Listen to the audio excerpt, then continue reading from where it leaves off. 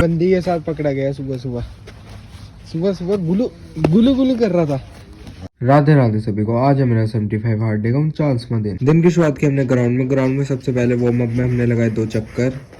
फिर हमने की बैटिंग की प्रैक्टिस। फिर बैटिंग की प्रैक्टिस करके हम चले गए घर के, और फिर रास्ते में हमने पिया 1 लीटर पानी। घर आके हमने खाया पीनट बटर ब्रेड और सैंडविच। फिर हमने खाया फ्रूट्स खाने के बाद हमने खाए चने खा के हम चले गए जिम में आज हमने लगाई चेस्ट। दिल धक धक कर धक।